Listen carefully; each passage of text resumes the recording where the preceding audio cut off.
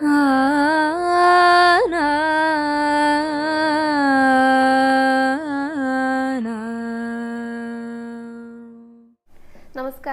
Guruvayur devotees ഓൺലൈനിലേക്ക് ഏവർക്കും സ്വാഗതം. സർവം കൃഷ്ണമയം. കൃഷ്ണായ വാസുദേവായ ദേവകീ നന്ദനായ ച നന്ദഗോപകുമാരായ ഗോവിന്ദായ നമോ നമഃ. അപ്പോൾ ഗുരുവായൂർ ഏകാദശിയൊക്കെ കഴിഞ്ഞു. എല്ലാവരും നന്നായി തന്നെ ഏകാദശി വ്രതം നോറ്റിട്ടുണ്ടെന്ന് വിശ്വസിക്കുകയാണ് കേട്ടോ. പാരണയൊക്കെ വേണ്ടിയിട്ട് ദ്വാദശി പണമൊക്കെ സാധിക്കുന്നവർ സമർപ്പിച്ചു എന്ന് തന്നെ കരുതുന്നു. ദ്വാദശി പണം സമർപ്പിക്കുക എന്നത് ഉദ്ദേശിക്കുന്നത് ഏകാദശി നോറ്റിട്ട് നമ്മളൊരു ദാനം ചെയ്യുക, അതാണ് ഉദ്ദേശിക്കുന്നത്. അപ്പോൾ എല്ലാവരെ കൊണ്ടും തങ്ങളെ കൊണ്ട് ആകുന്ന രീതിയിൽ അതും ചെയ്തിട്ടുണ്ടെന്ന് വിശ്വസിക്കുന്നു കേട്ടോ. ഗുരുവായൂർ ഒരുപാട് പേര് ദ്വാദശി പണം സമർപ്പണത്തിനായിട്ട് എത്തിയിട്ടുണ്ടായിരുന്നു. ഗുരുവായൂർ ഏകാദശിക്ക് എത്ര പേരായിരുന്നു അറിയോ? ഞാൻ ഇന്നലത്തെ വീഡിയോയിൽ ഇന്നലെ രാവിലെ കുറച്ച് നേരം ഞങ്ങൾ പോയിട്ടുണ്ടായിരുന്നു, ആ വിശേഷം പറഞ്ഞിട്ടുണ്ടായിരുന്നല്ലോ. വൈകിട്ട് പോയപ്പോഴും കുറേ പേര്, നല്ല തിരക്കുണ്ടായിരുന്നു. നമ്മുടെ സബ്സ്ക്രൈബേഴ്സിനെ കുറേ പേരെ കണ്ടു കേട്ടോ. എല്ലാവരും അടുത്ത് വന്ന് സംസാരിച്ചു, ഫോട്ടോ ഒക്കെ എടുത്തു, കെട്ടിപ്പിടിച്ചു, ഉമ്മയൊക്കെ തന്നിട്ടാണ് പോയത്. കുറേ ഭക്തരുടെ, നിഷ്കളങ്കമായിട്ടുള്ള കുറേ ഭക്തരെ കണ്ടു. അവരെ കുറച്ച് നേരമൊക്കെ എല്ലാവരുടെ അടുത്ത് എനിക്ക് സംസാരിക്കാനായിട്ട് സാധിച്ചുള്ളൂ. എന്നാൽ അവരുടെയൊക്കെ ആ ഒരു സ്നേഹം അനുഭവിച്ചറിയാനായിട്ട് സാധിച്ചു കേട്ടോ. അത് വലിയൊരു അനുഗ്രഹമാണ്. ഗുരുവായൂരപ്പൻ്റെ മുന്നിൽ വെച്ച് തന്നെ അങ്ങനെയൊക്കെ അറിയാനുള്ള, അല്ലെങ്കിൽ അങ്ങനെ ഒരു അനുഗ്രഹം തന്നതിന് ഒരുപാട് ഭഗവാന്റെ അടുത്ത് നന്ദി പറഞ്ഞു. ഇന്നലെ തൊഴാൻ പോയപ്പോഴും അങ്ങനെ കുറേ സമയം ഞങ്ങൾ ഗുരുവായൂരുണ്ടായിരുന്നു എന്നല്ലേ, അപ്പോഴൊക്കെയും ഒരുപാട് ഭക്തരെ കാണാനായിട്ട് സാധിച്ചു. അപ്പോൾ അതൊക്കെയാണ് ഏകാദശിയുടെ വിശേഷങ്ങൾ കേട്ടോ. കുറേ നേരം കാത്തുനിന്നിട്ടൊക്കെയാണ് ഇന്നലെ തൊഴാനായിട്ട് സാധിച്ചത്. കാരണം പ്രാദേശികത്തിൻ്റെ ക്യൂ ഒക്കെ നല്ല നീണ്ട ക്യൂ ആയിരുന്നു, അതിനറ്റൊന്നും ഉണ്ടായിരുന്നില്ല കേട്ടോ. പിന്നെ ഞങ്ങൾക്ക് പരിചയത്തിലൊരു ചേച്ചി, ആ ചേച്ചിയുടെ അടുത്ത് നിന്നിട്ടാണ് അപ്പോഴെങ്കിലും കുറച്ച് നേരത്തെങ്കിലും തൊഴുതിറങ്ങാനായിട്ട് സാധിച്ചത്. എന്നിട്ടും ഏകദേശം ഒരു 3/4 മണിക്കൂർ 1 മണിക്കൂറൊക്കെ നിൽക്കേണ്ടതായിട്ട് വന്നു. ദീപാരാധനയ്ക്കൊക്കെ ശേഷമാണ് ഞങ്ങൾക്ക് തൊഴാനായിട്ട് സാധിച്ചത്. ഞങ്ങളുടെ ക്യൂ അയ്യപ്പൻ്റെ അവിടെ എത്തുമ്പോൾ അയ്യപ്പൻ്റെ ദീപാരാധന നടക്കുകയായിരുന്നു കേട്ടോ. എന്നിട്ട് പിന്നെ അകത്തേക്കുള്ള ഒരു ക്യൂവിലേക്ക് പ്രവേശിച്ചു. പിന്നെയാണ് ഭഗവാന്റെ അടുത്തേക്ക്, ഞാൻ നാലമ്പലത്തിനകത്തേക്ക് കയറാനായിട്ട് സാധിച്ചത്. അപ്പോഴേക്കും ഇരുട്ടായിട്ടുണ്ടായിരുന്നു. എന്നിരുന്നാലും ഭഗവാനെ കണ്ടു തൊഴാനായിട്ട് സാധിച്ചു, നന്നായി കണ്ടു തൊഴാനായിട്ട് സാധിച്ചു. ഒട്ടേറെ പേർക്ക് അതിനുള്ള ഭാഗ്യം ലഭിച്ചിട്ടുണ്ടായിരുന്നു കേട്ടോ എന്നല്ലേ. പിന്നെ കുറച്ച് പേരൊക്കെ പറഞ്ഞു ഉള്ളിലേക്കൊന്നും കയറാൻ സാധിച്ചില്ല, പുറത്ത് നിന്നിട്ടാണ് തൊഴുന്നത് എന്നൊക്കെ. എന്നാലും സങ്കടമൊന്നും വിചാരിക്കേണ്ട. ഇന്നലത്തെ ദിവസം, അതായത് ഏകാദശിയുടെ അന്ന് ഭഗവാൻ എല്ലായിടത്തും ഉണ്ടെന്നല്ലേ നമ്മൾ പറഞ്ഞിട്ടുണ്ടായിരുന്നത്. നമ്മൾ കാണുന്ന, നമ്മൾ തട്ടുന്ന ഓരോരുത്തരും ഭഗവാനാണ്. അപ്പോൾ പിന്നെ സങ്കടമൊന്നും വേണ്ട കേട്ടോ. ഈ ഒരു മണ്ണിലേക്ക് എത്താൻ സാധിച്ചത് തന്നെ വലിയൊരു പുണ്യമാണ്. ഇനിയിപ്പോൾ എത്താനായിട്ട് സാധിക്കാത്തവരും വളരെ നന്നായി തന്നെ ഭഗവാനോട് കൂടി തന്നെ ഇന്നലത്തെ ഒരു ദിവസം ചിലവഴിച്ചു എന്ന് തന്നെ വിശ്വസിക്കുകയാണ് കേട്ടോ. എല്ലാവർക്കും ഗുരുവായൂരപ്പൻ്റെ അനുഗ്രഹം ഉണ്ടാകട്ടെ. പിന്നെ ഇന്ന് ദ്വാദശിയാണല്ലോ. അപ്പോൾ ദ്വാദശി പണം സമർപ്പണമൊക്കെ കഴിഞ്ഞിട്ട് 9 മണിക്കാണ് ക്ഷേത്രനട അടച്ചത്. ഇനി ഇപ്പം ഒന്ന് വൈകിട്ട് 3:30ക്കാണ് നട തുറക്കുള്ളൂ. അതിൻ്റെ ഉള്ളിലാണ് ശുദ്ധീകരണ പ്രവർത്തനങ്ങളൊക്കെ. കാരണം അത്രയധികം ഭക്തരല്ലേ ഭഗവാനെ കാണാനായിട്ട് എത്തിയിട്ടുണ്ടായിരുന്നേ. അപ്പോൾ വൃത്തിയാക്കാനും കുറേ കാര്യങ്ങളുണ്ടായിരിക്കും. പിന്നെ പുണ്യാഹണ്ട്, പഞ്ചപുണ്യാഹൊക്കെയാണ്. കുളം മുതൽ പുണ്യാഹം തുടങ്ങും. പിന്നെ അതൊക്കെ കഴിഞ്ഞതിന് ശേഷമാണ് രാവിലത്തെ ശീവേലി മുതൽ അങ്ങോട്ട് ചടങ്ങുകൾ ആരംഭിക്കുകയാണ് കേട്ടോ. എന്നിട്ട് ഉച്ചപൂജ കഴിഞ്ഞിട്ട്, ഉച്ചപൂജയ്ക്ക് നട തുറക്കുന്നത് അതുവരെ ആക്കിയിട്ട് വെക്കും. അതിനുശേഷമാണ് 3:30ക്ക് ശേഷമാണ് ഭക്തർക്ക് അകത്തേക്ക് പ്രവേശനം ഉണ്ടായിരിക്കുക ഇന്നത്തെ ദിവസം. പിന്നെ എല്ലാം സാധാരണ പോലെയാണ് കേട്ടോ. പിന്നെ ഇന്നത്തെ ഒരു പ്രത്യേകത ദ്വാദശി ഊട്ടാണ്. ദ്വാദശി ഊട്ട് ഗുരുവായൂർ വലിയ കേമാണ്. കാരണം നമ്മൾ പറഞ്ഞിട്ടുണ്ടായിരുന്നല്ലോ, ഏകാദശി വ്രതമൊക്കെ എടുത്തിട്ട് പാരണയൊക്കെ വെടിയതിന് ശേഷം ഈ ദ്വാദശിക്ക് ഉണ്ണണം, ഉച്ചയ്ക്ക് ഊണ് കഴിക്കണം, അത് നിർബന്ധമാണ്. പിന്നെ രാത്രി ഒന്നും കഴിക്കാൻ പാടില്ല, അതുപോലെ പകലുറക്കൊന്നും പാടില്ല. അപ്പോൾ ദ്വാദശി ഊട്ട് കേമാണ്. അത് രാവിലെ 7 മണിക്ക് തന്നെ തുടങ്ങിയിട്ടുണ്ടായിരുന്നു കേട്ടോ. കാരണം 9 മണിക്കാണല്ലോ നട അടയ്ക്കുക. അപ്പോൾ അതിന് മുന്നേ തന്നെ ദ്വാദശി ഊട്ട് തുടങ്ങിയിട്ടുണ്ട്. അപ്പോൾ ഊണിനൊപ്പം കാളനും ഓലനും എലിശ്ശേരിയും പിന്നെ ഇടിച്ചു പിഴിഞ്ഞ പായസവും പപ്പടമൊക്കെ ഉണ്ട് കേട്ടോ. ഒന്ന് പിന്നെ നെല്ലിക്കാക്കറി ഉണ്ടായിരിക്കും. കാരണം ദ്വാദശിക്കായ എന്നാണ് പറയുക. പാരണ വീടിക്കഴിഞ്ഞാൽ നമ്മൾ നെല്ലിക്ക കഴിക്കണം. അപ്പോൾ നെല്ലിക്കക്കറിയും ഒക്കെ കൂട്ടിയിട്ട് വളരെ കേമായിട്ടുള്ള ദ്വാദശി ഊട്ടാണ് ഇന്നുള്ളത്. പിന്നെ നാളെ ഉണ്ട് കേട്ടോ. നാളെ ത്രയോദശി ഊട്ടാണ്. അത് ഞാൻ മുൻപ് പറഞ്ഞിട്ടുണ്ടായിരുന്നു. ഒരു തമിഴ് ബ്രാഹ്മണൻ്റെ ശ്രാദ്ധം ഊട്ടാണ്. അദ്ദേഹം ഗുരുവായൂരിൽ വെച്ചിട്ട് മരണപ്പെട്ടിട്ട് അദ്ദേഹത്തിൻ്റെ കുടുംബാംഗങ്ങൾ ഭഗവാനെ ഏൽപ്പിച്ചതാണ് ഈ ത്രയോദശിയുടെ അന്ന് ഊട്ട് നൽകണം എന്നുള്ളത്. അത് അകത്തില്ല കേട്ടോ, പുറത്ത് മാത്രമേ ഉള്ളൂ. അദ്ദേഹത്തിൻ്റെ പേര് വിവരങ്ങളൊന്നും ആർക്കും അറിയില്ല. എന്നാലും ഗുരുവായൂരപ്പനെ ഏൽപ്പിച്ചതല്ലേ, ഗുരുവായൂരപ്പൻ ഇപ്പോഴും അത് തുടർന്നുകൊണ്ട് പോകുകയാണ്. അപ്പോൾ നാളെയാണ് ത്രയോദശി ഊട്ട്. ഈ ത്രയോദശിയും കൂടെ കഴിഞ്ഞാലാണ് യഥാർത്ഥത്തിൽ ഗുരുവായൂർ ഏകാദശി അവസാനിക്കുന്നത് കേട്ടോ. അപ്പോൾ ഇനിയും പറഞ്ഞാൽ തീരാത്ത ഒട്ടേറെ വിശേഷങ്ങൾ ഏകാദശിയുമായിട്ടുണ്ട്. എന്തായാലും നമുക്ക് ഇന്നത്തെ വീഡിയോ അങ്ങോട്ട് ആരംഭിക്കാം. ഇന്നത്തെ വീഡിയോയിൽ നമ്മൾ ഇന്നലത്തെ അലങ്കാരങ്ങൾ പറയുന്നുണ്ട്, തൊഴുത വിശേഷങ്ങൾ, പിന്നെ ഒരു കഥയും നമ്മൾ ഉൾപ്പെടുത്തിയിട്ടുണ്ട് കേട്ടോ. ഭഗവാനെ കുറിച്ച് തന്നെയാണ് ഇന്നത്തെ കഥയിൽ പറയാനായിട്ട് പോകുന്നത്. അപ്പോൾ വീഡിയോ മുഴുവനായിട്ട് എല്ലാവരും കാണാനായിട്ട് ശ്രദ്ധിക്കുക. നമുക്ക് ആദ്യം തന്നെ ഗുരുവായൂരപ്പൻ്റെ ഇന്നലത്തെ അലങ്കാരം പറഞ്ഞുകൊണ്ട് തുടങ്ങാം കേട്ടോ. ഇന്നലെ നമ്മുടെ ഗുരുവായൂരപ്പനെ ചതുർബാഹുവായിട്ടുള്ള മഹാവിഷ്ണുവിൻ്റെ അതേ രൂപത്തിലാണ് ഭഗവാൻ ഉണ്ടായിരുന്നത്. നല്ല മനോഹരമായിട്ട് ചാർത്തിയിട്ടുള്ള അലങ്കാരമായിരുന്നു കേട്ടോ. 4 തൃക്കൈകളിലും ശംഖുചക്ര ഗദാപത്മത്തോട് കൂടിയിട്ട്, അതേപോലെ നല്ല ഭംഗിയിലെ ഈ അര മുതലേ പാദം വരെയുള്ള സ്വർണ്ണ കസവുള്ള പട്ടുടുത്തിട്ട് എന്തൊരു ഭംഗിയാണെന്നറിയോ കാണാനായിട്ട്. നല്ല തിളക്കാണ്, ആടയാഭരണങ്ങൾക്കൊക്കെ നല്ല തിളക്കം. അതുകൊണ്ട് തന്നെ നമ്മൾ ദൂരെ നിന്ന് കാണുമ്പോഴൊക്കെ ഭഗവാന്റെ ആ ഒരു തിളക്കം, ആ ഒരു ഭംഗി, അതൊക്കെ നമ്മുടെ മനസ്സിലേക്ക്, നമ്മുടെ കണ്ണുകളിലേക്കൊക്കെ നന്നായിട്ട് എത്തുന്നുണ്ടായിരുന്നു കേട്ടോ. വളരെയധികം സന്തോഷം തോന്നുന്ന, സമാധാനമൊക്കെ തോന്നുന്ന ഒരു അലങ്കാരമായിരുന്നു ഇന്നലെ നമ്മുടെ ഗുരുവായൂരപ്പന് ഉണ്ടായിരുന്നത്. 2 തിരുമുടി മാലകളുണ്ട്. ഒരെണ്ണം തെച്ചിയും തുളസിയും കൂടെ കോർത്തിട്ടായിരുന്നു. പിന്നെ ഒരെണ്ണം മുഴുവനായിട്ട് തെച്ചിയിൽ കോർത്തതായിരുന്നു. പിന്നെ നല്ല തടിച്ചുരുണ്ടിട്ടുള്ള 2 ഉണ്ടമാലകളുണ്ട്. രണ്ടിലും ഒരേപോലെയായിരുന്നു കേട്ടോ പൂക്കൾ ഉണ്ടായിരുന്നത്. തെച്ചിയും തുളസിയും ഇങ്ങനെ മാറി മാറിയിട്ട് പല രീതിയിൽ കോർത്തിട്ടുള്ള 2 മാലകളായിരുന്നു. അതിന് നടുക്കാണ് നമ്മളെയൊക്കെ അനുഗ്രഹിക്കുന്ന കുഞ്ഞു ഉണ്ണിയായിട്ട്, അതായത് പൊന്നു ഗുരുവായൂരപ്പനായിട്ട് ചതുർബാഹുവായിട്ട് ഭഗവാൻ നിൽക്കുന്നുണ്ടായിരുന്നത്. ഭഗവാന്റെ ശിരസിൽ പൊന്നിൻ കിരീടമൊക്കെ ചാർത്തിയിട്ടുണ്ട്. നെറ്റിയിലൊരു ഗോപി തിലകുണ്ട്. കാതുകളിലെ സ്വർണ്ണപ്പൂക്കളുണ്ട്. നല്ല ഭംഗിയായിട്ടുള്ള മനോഹരമായിട്ടുള്ള പുഞ്ചിരിയോട് കൂടിയിട്ടാണ് കേട്ടോ. കാരുണ്യം വഴിയുന്ന കടാക്ഷങ്ങൾ എന്ന് പറയില്ലേ, അതേപോലെ തന്നെ ആരെയും മയക്കുന്ന ആ ഒരു പുഞ്ചിരിയോട് കൂടിയിട്ടാണ് ഭഗവാൻ നിൽക്കുന്നുണ്ടായിരുന്നത്. 4 മാലകളൊക്കെയാണ് കേട്ടോ അണിഞ്ഞിരിക്കണേ.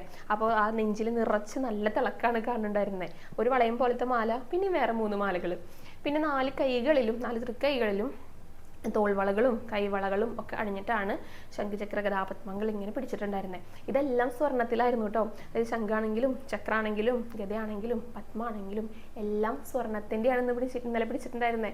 ആ ഒരു പ്രത്യേകത കൂടെ ഉണ്ടായിരുന്നു. പിന്നെ അരയിലേക്ക് ഇങ്ങനെയൊക്കെ കെട്ടിയിട്ട് നല്ല കസവിൻ്റെ പട്ടിങ്ങനെ ഞുറിഞ്ഞുകൊടുത്തിരിക്കുക. പാദം വരെയാണ് കേട്ടോ. എന്നിട്ട് കാൽത്തളകളൊക്കെ അണിഞ്ഞിട്ടുണ്ട്. നല്ല ഭംഗിയായിട്ട് പുഞ്ചിരി തൂക്കിക്കൊണ്ട് നിൽക്കുന്ന, നമ്മളെയൊക്കെ അനുഗ്രഹിക്കാനായിട്ട് നിൽക്കുന്ന പൊന്നു ഗുരുവായൂരപ്പനായിട്ടായിരുന്നു ഇന്നലെ, ചതുർബാഹുവായിട്ടായിരുന്നു ഇന്നലെ ഏകാദശി ദിവസം ഗുരുവായൂരപ്പൻ്റെ അലങ്കാരം ഉണ്ടായിരുന്നു കേട്ടോ. അപ്പോൾ എല്ലാവരും ഭഗവാന്റെ ആ ഒരു രൂപം നന്നായി മനസ്സിൽ കണ്ടിട്ട് തൊഴുതു പ്രാർത്ഥിച്ചോളൂ. എല്ലാവരും ഗുരുവായൂരപ്പനെ നന്നായി ഒന്ന് നമസ്കരിച്ചോളൂ. ഗുരുവായൂരപ്പ ശരണം എന്നൊന്ന് കമൻറ്റ് ബോക്സിൽ രേഖപ്പെടുത്തിക്കോളൂ. അങ്ങനെ ചതുർബാഹുവായിട്ട് നിൽക്കുന്ന നമ്മുടെ പൊന്നു ഗുരുവായൂരപ്പനെ തൊഴുത് നമസ്കരിച്ചിട്ട് നേരെ നമ്മളെത്തിയിരിക്കുന്നത് ഗണപതിയെ കാണാനായിട്ടാണ് കേട്ടോ. അതിമനോഹരമായിട്ടാണ് ഇന്നലെ ഗണപതിയുടെ അലങ്കാരം ഉണ്ടായിരുന്നത്. ഏകാദശി ദിവസമൊക്കെ ആയിട്ട് നല്ല സന്തോഷത്തിലാണ് കേട്ടോ ഗണപതി ഇരിക്കുന്നുണ്ടായിരുന്നത്. ഉടയാടയ്ക്ക് തന്നെ നല്ല തിളക്കുണ്ടായിരുന്നു. ഈ കളഭത്തിന്റെ നിറം ഉണ്ടല്ലോ, ഒരു ഓറഞ്ചും മഞ്ഞയും കൂടെ കലർന്നിട്ടുള്ള ഒരു നിറം, അങ്ങനെയായിരുന്നു ഉടയാട. അതിന്റെ അരികിലായിട്ട് ചുവന്ന ബോർഡർ വെച്ചിട്ട്, ചുവന്ന പട്ടിന്റെ ബോർഡർ നല്ല തിളക്കത്തിലുള്ളത്, അങ്ങനെയായിരുന്നു കേട്ടോ ഉടയാട ഉണ്ടായിരുന്നത്. കഴുത്തിൽ നല്ല ഭംഗിയുള്ളൊരു മാല, ഈ മുല്ലമുട്ട് മാലയില്ലേ അതേപോലെ തോന്നിപ്പിക്കുന്ന നല്ലൊരു വീതിയുള്ളൊരു മാല അണിഞ്ഞിട്ടുണ്ട് ഗണപതി. പിന്നെ നീളമുള്ള തുമ്പിയിൽ ഒരു സ്വർണ്ണപ്പൊട്ട് ഒട്ടിച്ച് വെച്ചിട്ടുണ്ട് കേട്ടോ. പിന്നെ കുറച്ചുകൂടി മുകളിലേക്ക് ചേർന്നിട്ട് ആ നെറ്റിയുടെ ഭാഗത്തായിട്ട് വലിയൊരു പാലക്കയുടെ ഒരു ലോക്കറ്റ് ഉണ്ടല്ലോ, ഒരെണ്ണം അതിങ്ങനെ വെച്ചിട്ടുണ്ട് പച്ച നിറത്തിൽ. അതിന് മുകളിലായിട്ട് നമ്മൾ നെറ്റിപ്പട്ടൊക്കെ അണിയൂലോ അതേപോലെ ഒരു ഷേപ്പിൽ ചുവന്ന പട്ടുകൊണ്ട് ഇങ്ങനെ ആദ്യം ചാർത്തിയിട്ടുണ്ട്. അതിന് മുകളിലായിട്ട് ഒരു മാല, അതിപ്പോൾ സ്വർണത്തിൻ്റെയും അതുപോലെ തന്നെ പാലക്കയും കൂടെ ഇങ്ങനെ ഇടകലർന്നിട്ടുള്ള ഒരു പ്രത്യേക മാല ഇങ്ങനെ ഒരു അലങ്കാരമായിട്ട് വെച്ചിട്ടുണ്ട് കേട്ടോ. അതിന് മുകളിൽ ഒരു സ്വർണ്ണപ്പൂവുണ്ട്. ആ സ്വർണ്ണപ്പൂവിന് പ്രത്യേകത, പൂ മാത്രമല്ല അതിന് ചുറ്റിലും വേറെ എന്തൊക്കെയോ അലങ്കാരങ്ങളൊക്കെ എല്ലാം കൂടെ യോജിപ്പിച്ചിട്ടാണ് ആ നെറ്റിയിൽ ഇങ്ങനെ വെച്ചിരിക്കുന്നത്. പിന്നെ ഒരു കിരീടം അണിഞ്ഞിട്ടുണ്ട്. കിരീടത്തിന് പ്രത്യേകത ഉണ്ട് കേട്ടോ. അതിങ്ങനെ തട്ടുകളായിട്ടാ, അതിന് മുകളിലേക്കല്ല കേട്ടോ, പുറകിലെ പിന്നൊരെണ്ണം അങ്ങനെ മുന്നിലേക്ക് ഇങ്ങനെ കയറി വരുന്ന ഒരു പ്രത്യേക രീതിയിലുള്ള ഒരു തട്ടായിട്ടുള്ള ഒരു കിരീടമായിരുന്നു. അത് നല്ല ഭംഗിയുണ്ടായിരുന്നു കേട്ടോ കാണാനായിട്ട്. അങ്ങനെ അധികം ഗണപതി അങ്ങനെ ശിരസിലണിഞ്ഞ് കാണാറില്ല. അങ്ങനെയായിരുന്നു ഇന്നലത്തെ ഗണപതിയുടെ അലങ്കാരം ഉണ്ടായിരുന്നത്. അതിമനോഹരമായിട്ട് സർവാഭരണ വിഭൂഷിതനായിട്ടാണ് ഗണപതിയും സന്തോഷത്തോട് കൂടിയിട്ട് ഇരിക്കുന്നുണ്ടായിരുന്നത് കേട്ടോ. അപ്പോൾ എല്ലാവരും ഗണപതിയുടെയും ആ ഒരു രൂപം നന്നായി മനസ്സിൽ കണ്ടിട്ട് തൊഴുത് പ്രാർത്ഥിച്ചോളൂ. എല്ലാവരും ഗണപതിക്ക് മുന്നിൽ വന്ന് ഏത്തമിട്ടോളൂ കേട്ടോ. ഭഗവതി അമ്മേനെ കാണാനായിട്ടാണ് കേട്ടോ നമ്മളിനി പോകുന്നത്. ഭഗവതി അമ്മയ്ക്ക് ഇന്നലെ വളരെ സിമ്പിളായിട്ടുള്ള ലളിതമായിട്ടുള്ള ഒരു അലങ്കാരമായിരുന്നു. ചുവന്ന പട്ടാണ് ഭഗവതി അമ്മ ചുറ്റിയിരിക്കുന്നത്. പിന്നെ കഴുത്തിലെ മാല ചാർത്തിയിരിക്കുകയാണ് കേട്ടോ. അത് നല്ല പ്രത്യേക ഡിസൈനിലൊക്കെ ഇങ്ങനെ 2 ലെയർ പോലെയൊക്കെ ചാർത്തിയിട്ടുണ്ടായിരുന്നു. പിന്നെ കാതുകളിൽ പൂക്കളാണ്. ചുണ്ടൊന്നും നല്ല ചുവപ്പിച്ചിട്ടൊന്നല്ല ഇരിക്കുന്നത്. നെറ്റിയിലൊരു സ്വർണ്ണപ്പൊട്ടുണ്ട്. പിന്നെ ഭഗവതി അമ്മയുടെ ചെറിയൊരു കിരീടം കൂടെ ശിരസിൽ അണിഞ്ഞിട്ടുണ്ട്. അത്രയും ഇന്നലെ അലങ്കാരങ്ങളായിട്ടുള്ളൂ കേട്ടോ. വളരെ ലളിതമായിട്ടുള്ള അലങ്കാരങ്ങളാണ്. പക്ഷെ മനോഹരമായിട്ടുള്ള ഒരു ചിരിയോട് കൂടിയിട്ടാണ് കേട്ടോ ഭഗവതിയമ്മ ഇരിക്കുന്നത്. ഭഗവതിയമ്മയുടെ മുഖത്തും നല്ല സന്തോഷമുണ്ട്. ആ ചിരി കാണുമ്പോൾ തന്നെ നമുക്കറിയാം നന്നായിട്ട് ചെറിയ കുഞ്ഞു ചിരി എന്നല്ല കേട്ടോ, നന്നായി ചിരിച്ചിട്ടാണ്, വായൊക്കെ തുറന്നിട്ട് ചിരിച്ചിട്ടാണ് ഭഗവതിയമ്മ ഇരിക്കുന്നത്. അത്രയും സന്തോഷമുള്ളൊരു ദിവസമാണല്ലോ ഭഗവാന്റെ ഏകാദശി എന്ന് പറഞ്ഞു കഴിഞ്ഞാൽ. ആർക്കാ സന്തോഷമില്ലാത്തത് അല്ലേ? അപ്പോൾ ഭഗവതി അമ്മയും നല്ല സന്തോഷത്തോട് കൂടിയിട്ടാണ് ഇന്നലെയും ഇരിക്കുന്നുണ്ടായിരുന്നത്. അപ്പോൾ എല്ലാവരും ഭഗവതി അമ്മയുടെയും ആ ഒരു രൂപം, ആ ഒരു ചിരിക്കുന്ന മുഖം മനസ്സിൽ കണ്ടുകൊണ്ട് നന്നായി തൊഴുതു പ്രാർത്ഥിച്ചോളൂ. ഭഗവതി അമ്മേനെ എല്ലാവരും ഒന്ന് നമസ്കരിച്ചോളൂ കേട്ടോ. ഇനി നമുക്ക് നേരെ അയ്യപ്പനെ കാണാനായിട്ട് പോകുക കേട്ടോ. അയ്യപ്പന് ഇന്നലെ ചാർത്തലുകളൊന്നും ഉണ്ടായിരുന്നില്ല കേട്ടോ. ആ മൂലവിഗ്രഹം, കറുപ്പ് നിറത്തിലുള്ള മൂലവിഗ്രഹം, അതിന് മുകളിലാണ് ഈ ആടയാഭരണങ്ങളുടെ അലങ്കാരങ്ങൾ ഉണ്ടായിരുന്നത്. ഒരു പച്ച പട്ടരയിൽ ചുറ്റിയിട്ടുണ്ട്. അത് കുറച്ച് ഭാഗമേ കാണുള്ളൂ, ബാക്കി എല്ലാ ഭാഗത്തും ഈ പൂമാലകളും അതുപോലെ പുഷ്പങ്ങളൊക്കെ കൊണ്ട് അർച്ചന ചെയ്തിരിക്കണം. അപ്പൊ നിറയെ തുളസിയും പൂക്കൾ കൊണ്ടൊക്കെ മൂടിയിരിക്കുക. പച്ചപ്പട്ടിന്റെ കുറച്ച് ഭാഗം കാണാനായിട്ടുണ്ട്. പിന്നെ കഴുത്തിൽ ഒരു സ്വർണ്ണ നിറത്തിലൊരു മാല ഇട്ടിട്ടുണ്ട്. അതേപോലെ തന്നെ കാതുകളിൽ വലിയ പൂക്കൾ വെച്ചിട്ടുണ്ട്. നെറ്റിയിൽ ഒരു സ്വർണ്ണ ഗോപി, പിന്നെ അയ്യപ്പന്റെ കിരീടം. അങ്ങനെയാണ് അയ്യപ്പന്റെ അലങ്കാരം ഉണ്ടായിരുന്നത്. മുഖച്ചാർത്തും ദേഹത്തൊന്നും ചാർത്തലുകൾ ഉണ്ടായിരുന്നില്ല. ആഭരണങ്ങളും പിന്നെ ഈ പച്ച നിറത്തിലുള്ള ഉടയാടയും മാത്രമായിരുന്നു കേട്ടോ അയ്യപ്പന്റെ അലങ്കാരം. അപ്പൊ എല്ലാവരും അയ്യപ്പന്റെയും ആ ഒരു രൂപം നന്നായി മനസ്സിൽ കണ്ടിട്ട് തൊഴുതു പ്രാർത്ഥിച്ചോളൂ കേട്ടോ. എല്ലാവരും അയ്യപ്പനെയും ഒന്ന് നമസ്കരിച്ചോളൂ. പിന്നെ ഏകാദശി വിശേഷം പറയുന്ന കൂട്ടത്തിൽ പറയാൻ വിട്ടുപോയതാണ് കേട്ടോ. ഇന്ന് ദ്വാദശി പണം സമർപ്പിച്ചു. നമ്മുടെ ഗുരുവായൂർ ഡിവോട്ടീസ് ഓൺലൈൻ്റെ വകയായിട്ടും അതുപോലെ ഭക്തരുടെ വകയായിട്ടും ഇന്ന് രാവിലെ വിഷ്ണു പോയിട്ട് സമർപ്പിച്ചു കേട്ടോ. അതേപോലെ തന്നെ നാരായണീയം സമർപ്പിക്കാനായിട്ടും കുറച്ച് ഭക്തരെ ഏൽപ്പിച്ചിട്ടുണ്ടായിരുന്നു. അപ്പോൾ ഇന്നലെയും ഇന്നുമായിട്ട് നാരായണീയവും ഭഗവാനെ സമർപ്പിക്കാനായിട്ട് സാധിച്ചു. എല്ലാം ഗുരുവായൂരപ്പൻ്റെ അനുഗ്രഹം. ഇതിനെല്ലാം പറ്റുന്ന രീതിയിലുള്ള ഒരു കാലാവസ്ഥ കൂടിയായിരുന്നു കേട്ടോ ഇന്നലെ. പൊതുവേ ചൂടുള്ള ഒരു സമയമാണ്, പക്ഷെ ഇന്നലെ അധികം ചൂടൊന്നും ഉണ്ടായിരുന്നില്ല. എത്ര ഭക്തരല്ലേ ഭഗവാനെ കാണാനായിട്ട് വരിക. അപ്പൊ ഇങ്ങനെ കാത്തു നിൽക്കുമ്പോൾ അവരെ ബുദ്ധിമുട്ടിക്കരുതെന്ന് ഭഗവാന് നല്ല നിശ്ചയമുണ്ടല്ലോ. അപ്പോൾ ഭഗവാൻ ഇങ്ങനെ ഒരു കുട പോലെ നിൽക്കുന്ന നല്ല തണലുള്ള ഒരു കാലാവസ്ഥ കൂടിയായിരുന്നു. അങ്ങനെയാണ് ഭഗവാനെ കാത്തു നിന്നിട്ടാണെങ്കിലും ആ ഒരു ദർശന സായുജ്യം ലഭിച്ചിട്ട് എല്ലാ ഭക്തരും അവരുടെ സ്വഗൃഹങ്ങളിലേക്ക് മടങ്ങിയത്. എല്ലാവർക്കും ഏകാദശിയുടെ ആ ഒരു പുണ്യം ലഭിക്കട്ടെ. അതിനെ ഗുരുവായൂരപ്പൻ എല്ലാവരെയും അനുഗ്രഹിക്കട്ടെ. ഇനി നമുക്കൊരു കഥ പറയാട്ടോ. ഇത് ബാലലീലകളുടെ ഭാഗത്ത് പറയുന്ന ഒരു കഥ തന്നെയാണ്. അതായത് നമുക്ക് എന്തെങ്കിലും സങ്കടങ്ങൾ, വിഷമങ്ങൾ, ബുദ്ധിമുട്ടുകൾ ഒക്കെ ഭഗവാൻ നൽകുമ്പോൾ നമ്മൾ ഒരിക്കലും ഭഗവാനെ പഴി പറയരുത്. അതെല്ലാം നമ്മുടെ നന്മയ്ക്കായിട്ട് തന്നെയാണ് ഭഗവാൻ ചെയ്യുന്നുണ്ടായിരിക്കുക. അപ്പോൾ ആ ഒരു വിശ്വാസത്തോടു കൂടി വേണം എന്ത് പ്രതിബന്ധങ്ങളും നമുക്ക് വരുന്നുണ്ടെങ്കിലും നമ്മൾ അതിനെ നേരിടാനായിട്ട്. അങ്ങനെ ഒരു കഥയാണ് കേട്ടോ പറയാനായിട്ട് പോകുന്നത്. ഒരു ദിവസം വൃന്ദാവനത്തിലെ നമ്മുടെ ഭഗവാനും രാധാറാണിയും ഗോപികമാരും എല്ലാവരും ഉണ്ട് കേട്ടോ. എല്ലാ ദിവസവും ഇവരൊക്കെ കൂടിയിട്ട് കണ്ടുമുട്ടും. എന്നിട്ട് ഭഗവാന്റെ ഓടക്കുഴൽ നാദം അതൊക്കെ കേട്ടിരിക്കുക, ഭഗവാനോട് സംസാരിച്ചിരിക്കുക. ഇതൊക്കെയാണ് ഇവരുടെ പ്രത്യേക വിനോദങ്ങൾ. അങ്ങനെ ഇരിക്കുന്ന സമയത്ത് നമ്മുടെ രാധയ്ക്ക് ഒരു സംശയം. രാധ പതുക്കെ ഭഗവാന്റെ അടുത്ത് ചോദിക്കുകയാണ് കേട്ടോ. ഭഗവാനെ, എനിക്കൊരു സംശയമുണ്ട്. അപ്പോൾ എന്താണെങ്കിലും ചോദിച്ചോളൂ എന്ന് നമ്മുടെ ഭഗവാൻ പറഞ്ഞു. അതെ, ഈ പാവപ്പെട്ടവർ, അതായത് പൊതുവെ പാവപ്പെട്ടവരെ, നിർധനരായവരെ, നിഷ്കളങ്കരായവരെ, ഇവർക്കൊക്കെയാണ് ഈ ബുദ്ധിമുട്ടുകൾ, ദുരിതങ്ങൾ, നഷ്ടങ്ങൾ ഒക്കെ ഭഗവാൻ ഏറെയും നൽകുന്നത്. അതായത് വേറെ ആളുകൾക്ക് നൽകുന്നുണ്ടായിരിക്കും, നമ്മൾ കാണാനായിട്ടായിരിക്കും കേട്ടോ. എന്നാലും പൊതുവെ അങ്ങനെയാണ് നൽകി കാണാറുള്ളത്. അതെന്തുകൊണ്ടാണ് ഈ പാവപ്പെട്ടവരുടെ അടുത്ത് ഈ ദുരിതങ്ങൾക്ക് നൽകണം എന്നുള്ള എന്തെങ്കിലും വാശിയുണ്ടോ? എന്തുകൊണ്ടാണ് ഭഗവാൻ അങ്ങനെ നൽകുന്നത് എന്ന് രാധാറാണി ചോദിച്ചു. അപ്പോൾ ഭഗവാൻ ഒന്ന് പുഞ്ചിരിച്ചു കേട്ടോ. ആ പുഞ്ചിരിയിൽ തന്നെ എല്ലാതും ഉണ്ടായിരുന്നു. എന്നിട്ട് ഭഗവാൻ പറഞ്ഞു, രാധേ, ഞാനൊരു കഥ പറയാം എന്ന് പറഞ്ഞിട്ട് ഒരു കഥ രാധാറാണിക്ക് പറഞ്ഞു കൊടുക്കുകയാണ്. അതായത് ഒരു ഗ്രാമത്തിലെ സാധുവായിട്ടുള്ള ദരിദ്രനായിട്ടുള്ള ഒരു വ്യക്തി ഉണ്ടായിരുന്നു. അദ്ദേഹത്തിൻ്റെ ഭാര്യയുണ്ട്, കുട്ടികളൊക്കെ ഉണ്ട്. അദ്ദേഹത്തിൻ്റെ നിത്യവൃത്തിയൊക്കെ വളരെ ബുദ്ധിമുട്ടിയിട്ടാണ് കഴിഞ്ഞുകൊണ്ട് പോയിരുന്നത് കേട്ടോ. ഭിക്ഷ യാചിച്ചുകൊണ്ടാണ് അദ്ദേഹം കുഞ്ഞുങ്ങൾക്ക് എല്ലാവർക്കും വേണ്ടിയിട്ടുള്ള കാര്യങ്ങളൊക്കെ ചെയ്തിരുന്നത്. അദ്ദേഹത്തിനെ എല്ലാ ദിവസവും ഇതേപോലെ ഭിക്ഷയ്ക്കായിട്ട് ഇറങ്ങും. എന്നിട്ട് എന്തെങ്കിലുമൊക്കെ ലഭിച്ചു കഴിഞ്ഞാൽ അതുമായിട്ട് വീട്ടിലേക്ക് വരും. കുട്ടികൾക്ക് അതെന്നൊക്കെയാണ് കൊടുക്കുക. അങ്ങനെ ഒരു ദിവസം പോയപ്പോൾ അദ്ദേഹത്തിന് കുറച്ച് പാലാണ് കിട്ടിയത്, കുറച്ച് പശുവിൻ്റെ പാലാണ് കിട്ടിയത്. അപ്പോൾ സന്തോഷമായിട്ടോ അദ്ദേഹം വീട്ടിലേക്ക് കൊണ്ടുവന്നു. അദ്ദേഹത്തിൻ്റെ പത്നിക്കും സന്തോഷമായി. ഇത് തിളപ്പിച്ചിട്ട് നമുക്കും കുഞ്ഞുങ്ങൾക്കും കൊടുക്കാം. അങ്ങനെ കുടിച്ചുകൊണ്ട് ഇന്നത്തെ ദിവസം വിശപ്പടക്കാമെന്ന് അവർ കരുതി. നല്ല സന്തോഷമായി അവർക്ക് പാല് ലഭിച്ചപ്പോഴേ. ചില ദിവസങ്ങളിൽ ഒന്നും ലഭിക്കാറില്ല.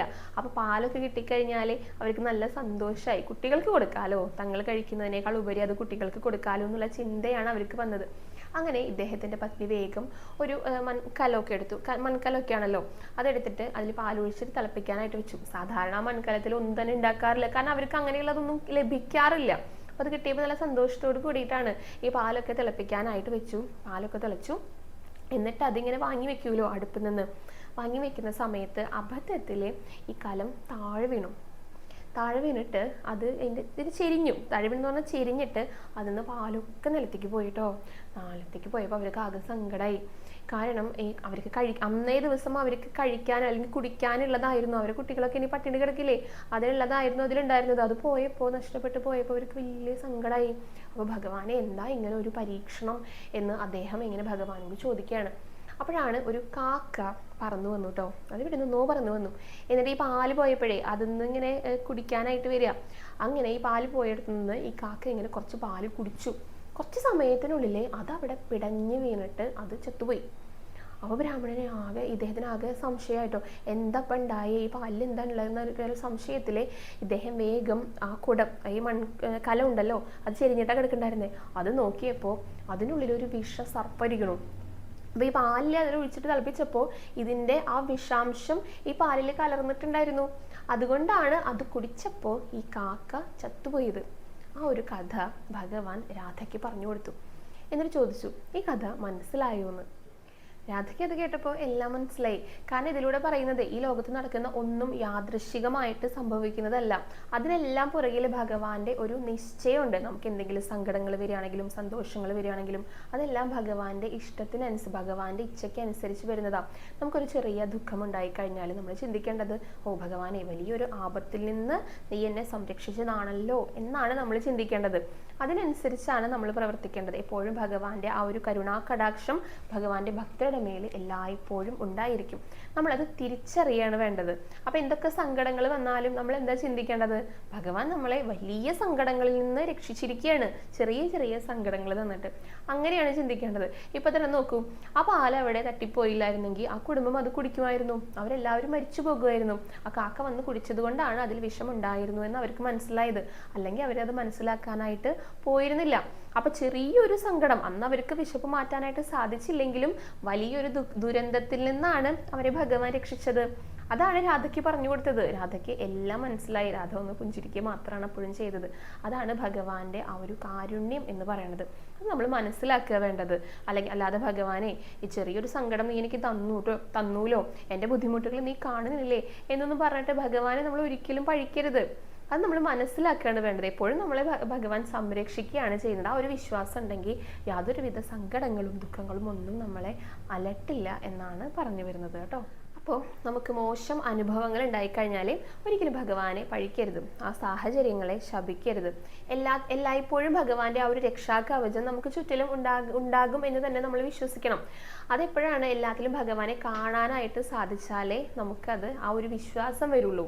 എന്നാൽ മാത്രമേ ഭഗവാൻ നമ്മുടെ കൂടെ ഉണ്ടാകും തോന്നുള്ളൂ. ഭഗവാന്റെ ആ ഒരു അനുഗ്രഹവും നമുക്ക് കാണാനായിട്ട് സാധിക്കുള്ളൂ. ഇങ്ങനെയുള്ള കഥകളാണ് ഈ ദശമസ്കന്ധത്തിൽ മുഴുവനായിട്ട് പറയുന്നത് കേട്ടോ.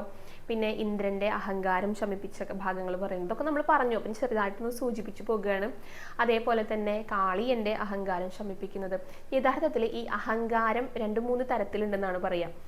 ഇപ്പോൾ ഒരു ഉദാഹരണം പറയുകയാണെങ്കിൽ, ഇപ്പോൾ ഭാഗവതമൊക്കെ വായിക്കുന്നവർക്ക് എനിക്ക് നന്നായിട്ട് ഭാഗവതം വായിക്കാൻ അറിയാം, ഇതൊക്കെ എൻ്റെ ഗുരുനാഥ പറഞ്ഞു തരുന്ന കാര്യങ്ങളാണ് കേട്ടോ, അതാണ് ഞാൻ ഉദാഹരണ സഹിതം പറയുന്നത്. ഇപ്പം നന്നായിട്ട് ഭാഗവതം വായിക്കാൻ അറിയാം, അതിൻ്റെ അർത്ഥമൊക്കെ നന്നായിട്ട് പറയാൻ അറിയാം, അങ്ങനെയുള്ള അഹങ്കാരമൊക്കെ ആയിട്ട് നടക്കുന്ന കുറച്ച് പേരുണ്ടായിരിക്കും.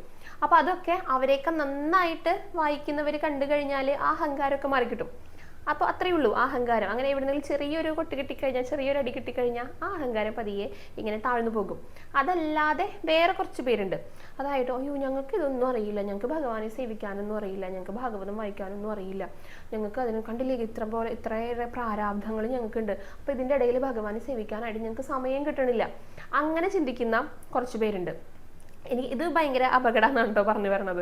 പിന്നെ കുറച്ച് വേറെ ചില കൂട്ടരെയും കണ്ടില്ലേ ഞങ്ങൾക്ക് എന്തുമാത്രം പ്രാരാബ്ധങ്ങളാ, എന്നിട്ടും ഇതിൻ്റെ ഇടയിൽ പോലും ഞങ്ങൾ ഭഗവാനെ കാണാനായിട്ട് വരുന്നുണ്ടല്ലോ, ഭഗവാനെ തൊഴാനായിട്ട് വരുന്നുണ്ട്, ഞങ്ങൾ ഭാഗവതം വായിക്കുന്നുണ്ട്, അങ്ങനെ നാമം ജപിക്കുന്നുണ്ട്, അപ്പം ഇത്രയേറെ പ്രാരാബ്ധങ്ങൾക്കിടയിലും ഞങ്ങൾ ഇതെല്ലാം ചെയ്യുന്നുണ്ടല്ലോ ഭഗവാനെ എന്ന് പറയുന്ന ചില കൂട്ടരുണ്ട്.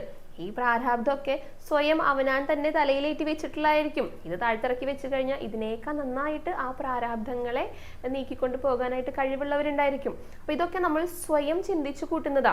എന്നിട്ട് പറയും അയ്യോ ഞങ്ങൾക്ക് സംസ്കൃതം വായിക്കാൻ അറിയില്ലല്ലോ, ഭഗവാനെ സംസ്കൃതമല്ലേ അറിയുള്ളൂ, അപ്പൊ ഞങ്ങൾക്ക് ഇതൊന്നും ചെയ്യാനായിട്ട് സാധിക്കില്ല, പിന്നെ ഞങ്ങൾ എങ്ങനെ ഭഗവാനെ സേവിക്കുക? ഭഗവാൻ ഒരിക്കലും പറഞ്ഞിട്ടില്ല ഭഗവാന് സംസ്കൃതം മാത്രമേ അറിയൂ എന്നുള്ളത്. അതൊക്കെ നമ്മുടെ തെറ്റായിട്ടുള്ള ഒരു ധാരണയാണ്. ഏത് ഭാഷയിൽ നമുക്കറിയാവുന്ന സ്നേഹത്തിന്റെ ഭാഷയായിരിക്കണം, അതാണ് വേണ്ടത്. ഏത് ഭാഷയിലാണെങ്കിലും നമുക്ക് ഭഗവാനെ സേവിക്കാം. അപ്പോൾ അതൊക്കെയാണ് വേണ്ടത്. അപ്പോൾ ഇതൊന്നും അറിയില്ല, ഞങ്ങൾക്കൊന്നും അറിയില്ല, ഞങ്ങൾ പാവങ്ങളാണ് എന്നുള്ള രീതിയിൽ പറഞ്ഞിട്ട് അതുകൊണ്ട് ഞങ്ങൾക്ക് ഭഗവാനെ സേവിക്കാനായിട്ട് സാധിക്കുന്നില്ല, അങ്ങനെ ചെയ്യുന്നവരാണ് ഏറ്റവും അപകടകാരികളായിട്ടുള്ള അഹങ്കാരികൾ എന്ന് പറയാം.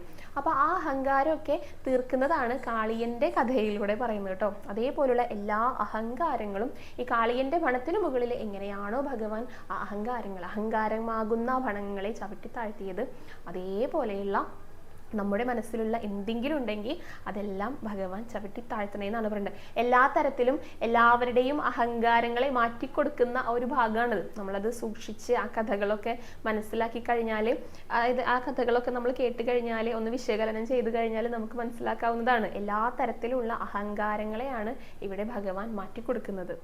അങ്ങനെ എല്ലാ തരത്തിലുമുള്ള അഹങ്കാരങ്ങളെ മാറ്റിത്തരണേ ഭഗവാനേ എന്ന് പ്രാർത്ഥിച്ചുകൊണ്ട് നമുക്ക് ഇന്നത്തെ വീഡിയോ ഇവിടെ അവസാനിപ്പിക്കാം കേട്ടോ. നാളെ ഇതിൻ്റെ അടുത്ത ഭാഗങ്ങളൊക്കെ ആയിട്ട് വരാം. പിന്നെ ഇന്ന് തൊഴാൻ പോയ വിശേഷങ്ങളും അലങ്കാരങ്ങളും പുതിയ കഥയും ഒക്കെ ആയിട്ട് നാളത്തെ വീഡിയോയിൽ കാണാം കേട്ടോ. ഹരേ കൃഷ്ണ, ഹരേ ഗുരുവായൂരപ്പ.